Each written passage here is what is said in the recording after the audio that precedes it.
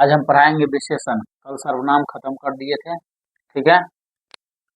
सर्वनाम कल खत्म हो गया था, आज विशेषण पढ़ाएंगे।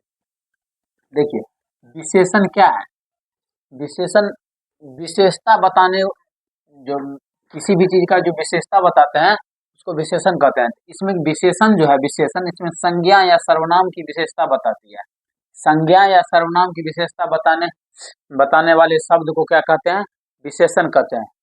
देख लीजिए, संज्ञा सर्वनाम का विशेषता बताने वाले शब्द को विशेषण कहते हैं, ठीक है।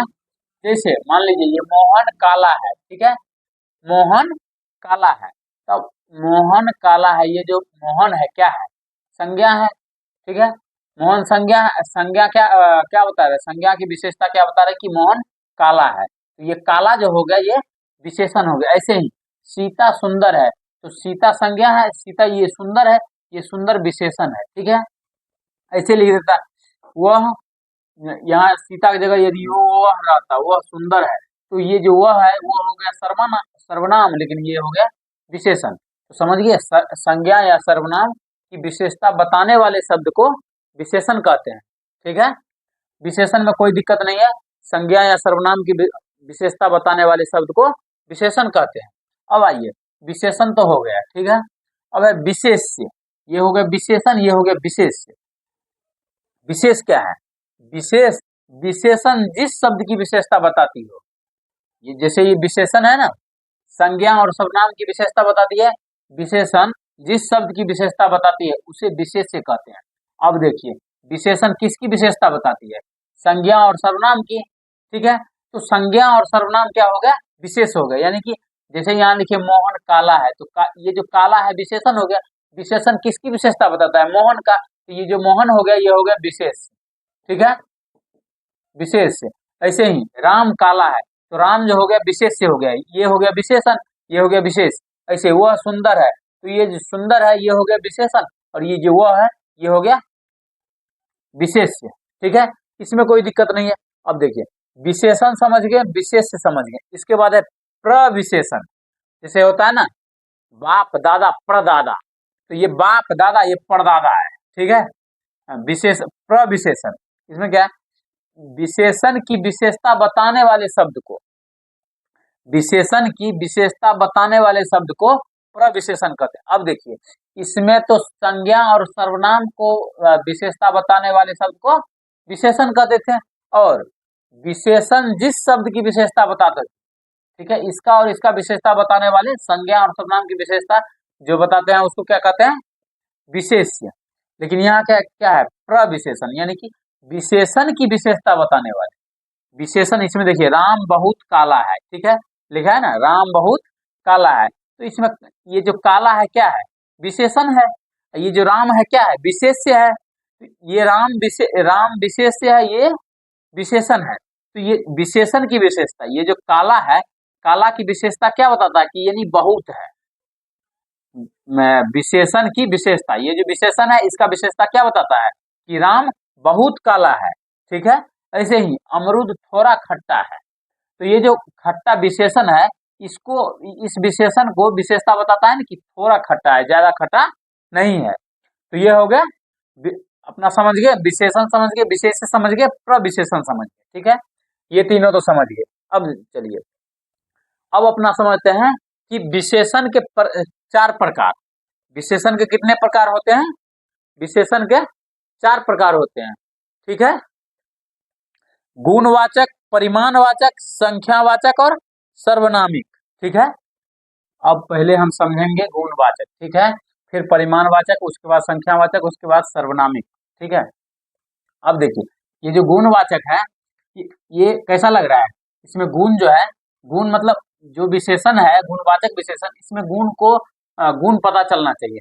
जैसे मान लीजिए, गुण कैसे पता चलेगा हमको कि टोपी है, ठीक है, टोपी है, तो टोपी जो है इसमें कैसे पता चलेगा टोपी का गुण क्या है? तो काली है या गोरी है या कैसा है, ये पता होना चाहिए ना। तो ये जो काली, गोरी, मीठा, ये सब जो है ये क्या है? इसका गुण है। गुण, अवस्था और, हाँ गुण, एक मिनट में गुण, अवस्था, गुण हो गया, अवस्था हो गया, रंग हो गया, रूप हो गया, ये सब जब जो रहेगा जैसे भी गुणवाचक विशेषण में ये सब रहेगा, गुण, अवस्था, रंग और रूप। तो वो क्या हो गया, ये सब जिसमें बताएगा, जिस शब्द में गुण बता सकता है, अवस्था बता सकता है, रंग बता सकता है, रूप बता सकता है, कोई एक बताया तो क्या हो गया वो गुणवाचक विशेषण। ठीक है।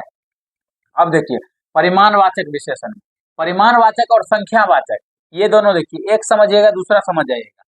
परिमाणवाचक जिसे आप गिन नहीं सकते हैं, जिसे आप गिन नहीं सकते हैं वो आ जाएगा परिमाणवाचक में, और जिसको आप गिन सकते हैं वो संख्यावाचक में आ जाएगा। जैसे 1 2 3 4 5 ये सब वाला लिखा रहेगा तो ये सब हो जाएगा संख्यावाचक में। ठीक है। जैसे कि जिसे माप सकते हैं ये या जिसे तौल सकते हैं वो आ जाएगा परिमाणवाचक में। ठीक है। जैसे फल, ठीक है, फल को हम क्या करेंगे, फल को मापेंगे। ठीक है। या दूध, ठीक है, पानी, इसको क्या ये सब क्या है, मापने तोलने का है, तो ये हो गया परिमाणवाचक। अब संख्यावाचक में क्या आ जाएगा, संख्यावाचक में जैसे मान लो 1 दर्जन केला, ठीक है, 1 दर्जन केला, तो अब 1 दर्जन जो है ये दर्जन क्या आ जाएगा, संख्यावाचक में आ जाएगा। ठीक है। उसके बाद है सर्वनामिक। ठीक है। अब देखिए सर्वनामिक में क्या, इसको समझने के लिए कोई जैसे सर्वनाम अपना याद किए थे ना, विशेषण से विशेषण से पहले यदि जो सर्वनाम आए उसे क्या कहेंगे, सर्वनामिक विशेषण। ठीक है।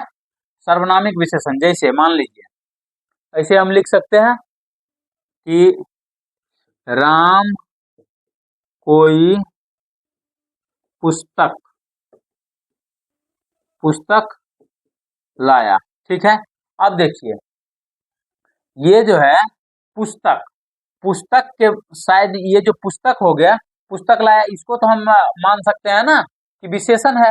अब विशेषण के बाद जो ये सर्वनाम है, ये सर्वनाम क्या है, यही है सर्वनामिक विशेषण है। ठीक है। ये कोई पुस्तक, ये जो कोई पुस्तक हो गया ये विशेषण है, ये सर्वनाम, ये दोनों मिलकर सर्वनामिक विशेषण हो गया। ठीक है। इसमें कोई दिक्कत नहीं होना चाहिए। ये कोई पुस्तक हो गया, यह पुस्तक हो गया, वह पुस्तक हो गया, यानी विशेषण से पहले जिसमें सर्वनाम जुड़ा हो, विशेषण से पहले जिसमें सर्वनाम जुड़ा हो वो हो गया सर्वनामिक विशेषण। ठीक है। अपना क्या समझे, सबसे पहले तो विशेषण समझ लिए, फिर उसके बाद विशेष से समझ लिए। ठीक है। विशेषण विशेष से उसके बाद प्रविशेषण समझ लिए। ठीक है। प्रविशेषण समझ लिए, उसके बाद विशेषण के 4 प्रकार समझ लिए, उसके बाद 4 प्रकार की परिभाषा भी समझ लिए, उसका वो कौन कौन है वो भी समझ लिए। जैसे गुण के आधार पर, अवस्था, रंग, रूप, इसके आधार पर जो मेल खाएगा वो हो जाएगा गुणवाचक। और जो जिसको हम गिन नहीं सकते हैं वो शब्द किसमें आ जाएगा, परिमाणवाचक में, और जो गिना जा सकता है वो आ जाएगा संख्यावाचक में। और विशेषण से पहले जो सर्वनाम लगता है, जो सर्वनाम लगता है विशेषण से पहले वो आ जाएगा किसमें, सर्वनामिक विशेषण में। ठीक है।